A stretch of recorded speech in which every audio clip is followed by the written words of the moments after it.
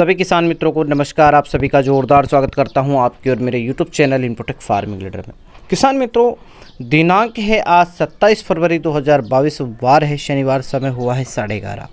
हम बात करेंगे साप्ताहिक समीक्षा, आलू, प्याज, लहसुन तीनों जिनसों की साप्ताहिक समीक्षा की बात करेंगे और इंदौर मंडी की भी जानकारी आपको इस वीडियो में दी जाएगी। तो आलू, प्याज, लहसुन तेज़ी मंदी रिपोर्ट आपको इस वीडियो के माध्यम से उपलब्ध करवाई जा रही है और इस वीडियो में हम बात करेंगे कि प्याज में अभी और कितनी नरमी बनेगी, लहसुन में गिरावट कहां तक जाएगी, कौन सी मंडी में प्याज आवक में 3 गुना की बढ़ोतरी हुई है और मंडियों में किस कारण से मंडी का माहौल बना हुआ है। सभी मंडियों में नरमी का माहौल, मंदी का माहौल बना हुआ है, तो ये किस कारण से बना हुआ है, इन 4 पॉइंट पे हम चर्चा करेंगे आज। और इस वीडियो के माध्यम से आपको संपूर्ण सटीक विश्वसनीय जानकारी साप्ताहिक समीक्षा की उपलब्ध करवाई जा रही है। अगर आपको जानकारी अच्छी लगे तो हमारे इस वीडियो को लाइक और एक छोटा सा कमेंट कर दीजिएगा। चैनल में अगर पहली बार विजिट किए तो चैनल को आप सब्सक्राइब कर लीजिएगा। बेल आइकन की जो घंटी के बटन है उसे दबाना बिल्कुल भी ना भूलें और जितने भी मेरे अन्नदाता हैं उन तक ये वीडियो को आप शेयर कर दीजिएगा। तो चलते हैं हम इंदौर की चौइत्रा मंडी की तरफ रुख कर लेते हैं और देख लेते हैं साप्ताहिक समीक्षा। और सबसे पहले मैं पॉइंट वाइज आपको समझाना चाहता हूं आज इस वीडियो के माध्यम से आपको आलू, प्याज, लहसुन तीनों जिनसों की संपूर्ण जानकारी देना चाहता हूं। तो आप एक एक पॉइंट करके समझाना चाहता हूं। आज पहली बार आपको एक एक पॉइंट के माध्यम से समझाना चाह रहा हूँ, आप समझ लीजिएगा। सबसे पहले शुरुआत कर लेते हैं, प्याज में अभी और कितनी नरमी बनेगी। तो मेरे किसान भाइयों, प्याज में तो मंदीवाड़ा करीब करीब ये मान के चलें आप कि 2 महीने हमें और देखने को मिलेगा।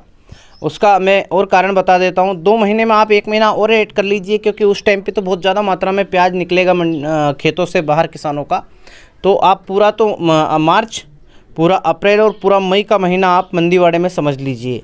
अगर ये युद्ध नहीं थमा तो 101% जो मंदीवाड़ा है ये कायम रहेगा, पहली चीज़। दूसरी चीज़, जितनी भी मंडियां हैं उन मंडियों में आपने देखा होगा जहां 5,000, 10,000, 15,000, 20,000 कट्टे की आवक देखने को मिल रही थी हमें प्याज की, वहीं आज शाजापुर मंडी में जहां 5,000 कट्टे की आवक देखने को मिली थी हमें 20 दिन पहले, वही आवक बढ़कर अभी 30,000 प्लस कट्टे की आवक देखने को हमें मिली है। इंदौर मंडी में जहां 15,000, 20,000 कट्टे की आवक देखने को मिल रही थी, वहाँ 35,000 प्लस कट्टे की आवक देखने को मिली है प्याज की।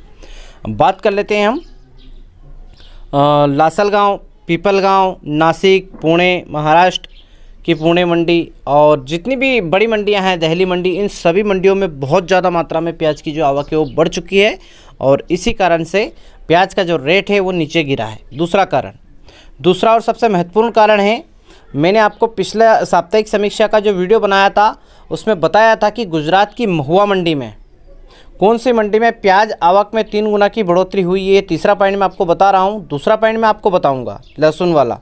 तो जो तीसरा पॉइंट है, कौन सी मंडी में प्याज आवक में 3 गुना की बढ़ोतरी हुई है, तो वो है गुजरात की महुआ मंडी में। पिछले सप्ताह यानी कि आज से 8 दिन पहले 50,000, 60,000, 70,000 कट्टे आ रहे थे मंडी में। अभी डायरेक्टली ये बढ़ के हो गए हैं 2 लाख, 1.5 लाख, 1 लाख, 1.5 लाख, 2 लाख। उसका मेन कारण है, मेरे एक यूट्यूबर भाई ने बताया है कि इतनी ज़्यादा आवक वहाँ बढ़ गई है। आवक तो 100% बढ़ी है भाई, लेकिन आवक क्यों बढ़ी है वो जानना ज़रूरी है। आवक इसलिए बढ़ी कि हफ्ते में मात्र 3 दिन मंडी चालू रहती है। आप मुझे बताइए कि हफ्ते में मंडी अगर 3 दिन चालू रहेगी तो बाकी 4-5 दिन मंडी क्या करेगी? बंद रहेगी। और बंद अगर रहेगी तो जो किसान भाई है वो अपने प्याज का क्या करेंगे? इसलिए क्या कर रहे हैं किसान भाई, अपना जो प्याज है वो मंडी में लेके जाके डाल रहे हैं जिस दिन मंडी चालू हो रही है उस दिन। तो जो 2 दिन मंडी बंद थी और तीसरे दिन अगर मंडी खुलेगी तो आप जोड़ लीजिए 70, 1 40 और 70, 2,10,000 हो गए ना, 3 गुना। तो इसी कारण से 3 गुना की बढ़ोतरी वहाँ पर इसी कारण से हुई उस मंडी में कि वो 2 दिन मंडी बंद रखते हैं, 1 दिन मंडी चालू रखते हैं, फिर 2 दिन मंडी बंद रहती है, फिर 1 दिन चालू रहती है। अगर इस प्रकार से गुजरात की जो महुआ मंडी करती रही, जैसे सोलापुर मंडी में हुआ था। सोलापुर मंडी में देखा होगा आपने पिछले महीने, आपने देखा होगा आज से 20 दिन पहले, 15 दिन पहले सोलापुर मंडी में 2 दिन मंडी बंद रहती थी, फिर 1 दिन चालू रहती थी, फिर 2 दिन बंद रहती थी, फिर 1 दिन चालू रहती थी। उसका मेन कारण है वहाँ की जो आवक है वो बहुत ज़्यादा मात्रा में बढ़ चुकी थी। लेकिन बंद रहने से और ज़्यादा आवक बढ़ी। उसका मेन कारण क्या रहा? 2 दिन मंडी अगर बंद है और एक दिन में आवक है कम से कम 70 से 80 हज़ार, अगर 2 दिन मंडी बंद रही तो 80 और 80 160, फिर 80 जिस दिन मंडी चालू हो गई उस दिन के भी 80 आप उसके अंदर डाल लीजिए, तो 2,40,000 कट्टे के समथिंग में आपको दिखेंगे मंडी में, जिस दिन मंडी चालू होगी उस दिन। तो इसी कारण से गुजरात की महुआ मंडी का भी अभी यही हाल है। और वहाँ के जो प्याज का रेट है वो मैं बता देता हूँ आपको। जो सफ़ेद प्याज है वो बिक रहा है 8 रुपये, वैसे तो वो 4 रुपये से ही बिक रहा है, 4 रुपये से लगा के 10 रुपये की पोजीशन बना के बैठा है।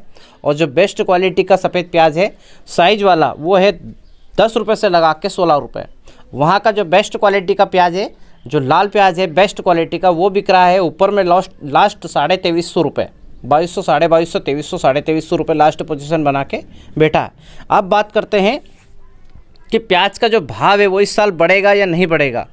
तो प्याज का भाव 100% बढ़ेगा अगर ये रूस और यूक्रेन का जो युद्ध है ये बंद हो जाए। बस जैसे ही ये बंद होगा, ये युद्ध समाप्त होगा और हमारी जितनी भी मंडियां हैं फिर से वापस से भारत की तो मंडियां सभी चालू है, लेकिन जितनी भी हमारी यूरोपियन कंट्री है उनका मार्केट पूरा ठप हो चुका है, पूरा मार्केट नीचे आ चुका है और वो मार्केट तभी ऊपर जाएगा। निफ्टी आप देखिए, शेयर मार्केट पूरा देखिए, सोने का जो भाव है वो देखिए आप। तो ये उथल पुथल जो हो रही है ये सिर्फ इस युद्ध के कारण हो रही है। और युद्ध जैसे ही थमेगा हमारा इम्पोर्ट एक्सपोर्ट चालू हो जाएगा। युद्ध के कारण अभी इम्पोर्ट एक्सपोर्ट भी बंद है। आपने देखा होगा इम्पोर्ट एक्सपोर्ट में सबसे जो बड़ा है देश है वो अमेरिका है। अमेरिका का इम्पोर्ट एक्सपोर्ट भारत के साथ बहुत ज़्यादा मात्रा में है और यही अगर बंद रहेगा, क्योंकि यूक्रेन है वो एक अमेरिका का साथी देश है, अमेरिका का साथी देश है। तो उसी कारण से अभी इम्पोर्ट एक्सपोर्ट का सिस्टम जो है वो बंद पड़ा हुआ है। आलू प्याज लहसुन चाहे कोई सी भी चीज़ हो, तो ये जैसे ही युद्ध समाप्त होगा हमारे जो प्याज की जो फसल है उनके भाव वापस से आना प्रारंभ हो जाएंगे और अच्छे भाव मिलेंगे, आप निश्चिंत रहें। लेकिन भारत सरकार अगर प्याज का एक्सपोर्ट करती है तो ही हमें जो प्याज का जो रेट है वो 15 रुपये से लगा के 30 रुपये के बीच में मिलेगा। अगर भारत सरकार इस बार प्याज का एक्सपोर्ट नहीं करती है, हालांकि भारत सरकार ने निर्णय लिया है 469 अरब डॉलर प्याज का निर्यात करेगी भारत सरकार, लेकिन ये युद्ध का माहौल बना हुआ है, इस कारण से पता नहीं अब एक्सपोर्ट हो ना हो। छोटे मोटे देशों में तो एक्सपोर्ट होगा, लेकिन जो बड़े देश हैं वहाँ अगर एक्सपोर्ट नहीं होता है प्याज, तो प्याज में गिरावट देखने को मिलेगी, पूरे साल गिरावट रहेगी। अगर एक्सपोर्ट होता है प्याज तो 100% गिरावट नहीं बनेगी, वापस से तेज़ी हमें देखने को मिलेगी अगर एक्सपोर्ट होता है। तो बात कर लेते हैं हम अब दूसरे नंबर की, लहसुन में गिरावट कहाँ तक जाएगी। तो लहसुन में गिरावट आपको देखने को मिलेगी 15 अप्रैल तक। लहसुन में गिरावट 15 अप्रैल तक देखने को मिलेगी और 15 अप्रैल बाद में एक्सपोर्ट होगा लहसुन का, लेकिन वो एक्सपोर्ट तब होगा जब ये युद्ध थमेगा, क्योंकि इन्हीं देशों को सबसे ज़्यादा ज़रूरत है, रूस को छोड़ के इन सभी देशों को ज़्यादा ज़रूरत है अभी लहसुन की, प्याज की। तो जैसे अमेरिका का यूक्रेन है देश है, उसे ऐसे ही एक साउथ अमेरिका का पेरू भी एक देश है, मतलब करीबी देश है, मित्र देश है। तो वहाँ पे बहुत ज़्यादा मात्रा में लहसुन प्याज पैदा होता है, तो वो अपने आसपास के जितने भी देश है, पड़ोसी मुल्क जितने भी है, उनमें वो एक्सपोर्ट कर रहा है अभी। लेकिन हमारी जो लहसुन है इसका एक्सपोर्ट तब होगा जब ये युद्ध रुकेगा। युद्ध जैसे ही रुकता है एक्सपोर्ट चालू हो जाएगा अप्रैल में, 15 अप्रैल में एक्सपोर्ट चालू होगा और जैसे एक्सपोर्ट चालू होता है उसके बाद में 100% आपको भाव अच्छा देखने को मिलेगा। अगर लहसुन का एक्सपोर्ट इस साल नहीं होता है तो आपको लहसुन में निराशा हाथ लगेगी।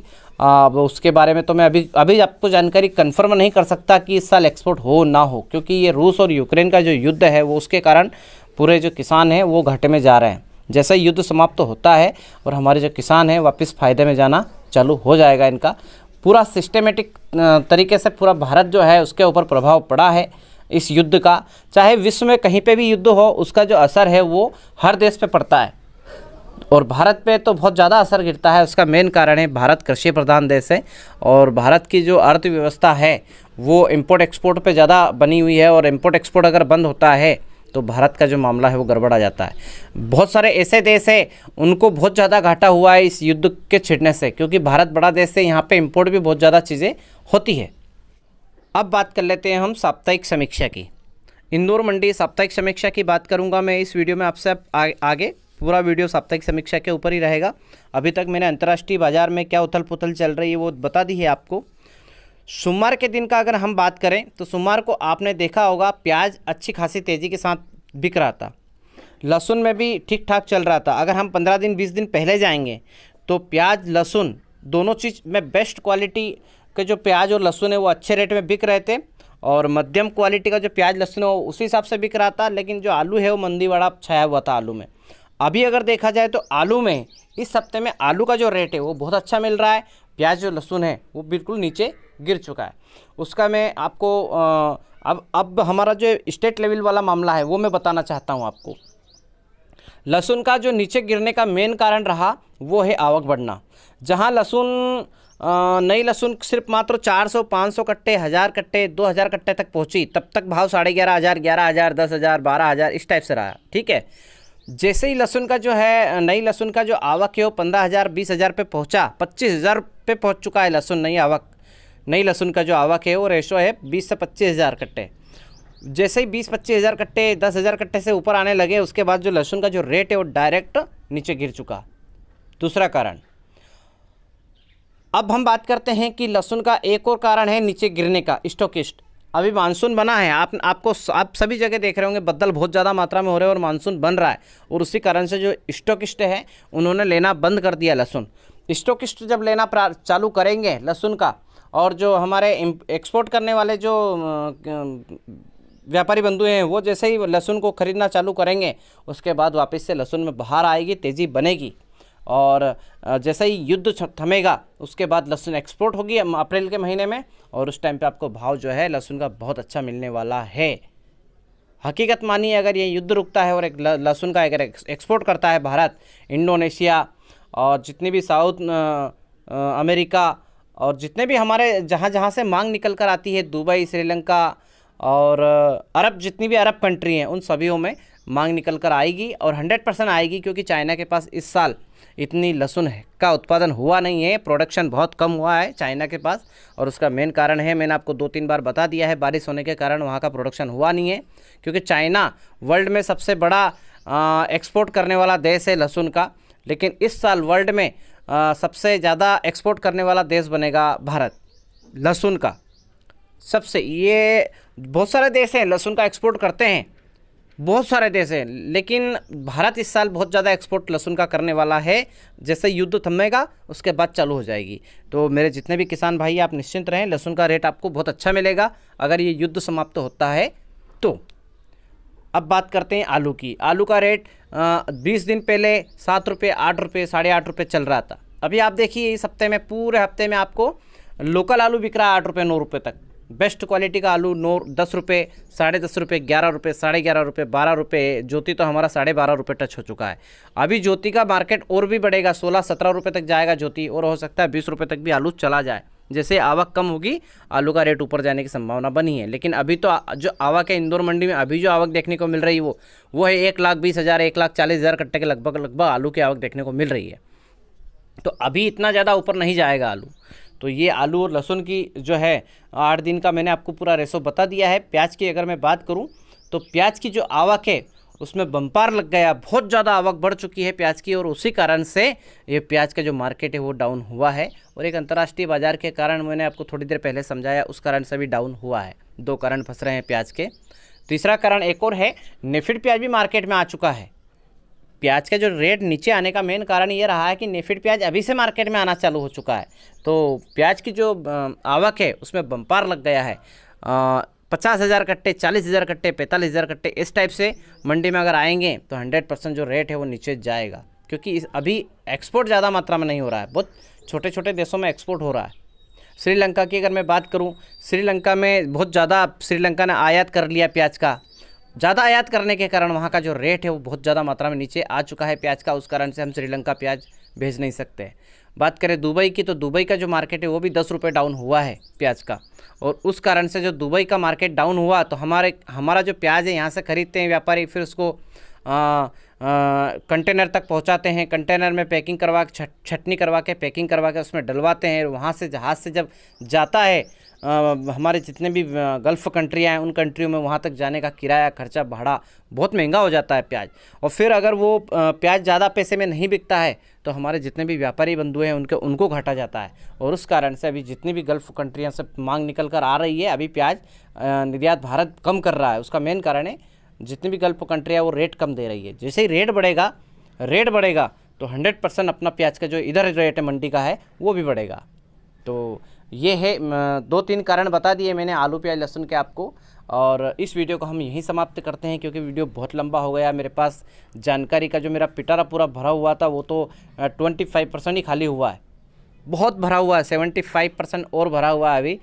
उसको खाली करने में मेरे को 1 घंटा और लगेगा। तो अगर आपको यह वीडियो अच्छा लगा हो, इस वीडियो को यहीं तक रखते हैं, और अगर आपको यह वीडियो अच्छा लगा हो तो एक छोटा सा कमेंट कर दीजिएगा मेरे किसान भाइयों, मेरे किसान मित्रों। और इस वीडियो को ज़्यादा से ज़्यादा मेरे अन्नदाताओं तक शेयर कर दीजिएगा और लाइक करना बिल्कुल भी ना भूलें। अगर आपने पहली बार अगर मेरा वीडियो आप देख रहे हैं और मेरे चैनल में पहली बार विजिट किए तो दोनों हाथ जोड़कर निवेदन है मेरे सभी किसान दाताओं से, अन्नदाताओं से, मेरे सभी व्यूवर्स से, मेरी फैमिली से कि चैनल को आप सब्सक्राइब कर लें। मुझे सब्सक्राइब बहुत कम आ रहे हैं अभी, तो आप सबसे निवेदन है कि सब्सक्राइब लपक के करें। सभी किसान मित्रों का धन्यवाद। जय जवान, जय किसान, जय हिंद, जय भारत, वंदे मातरम।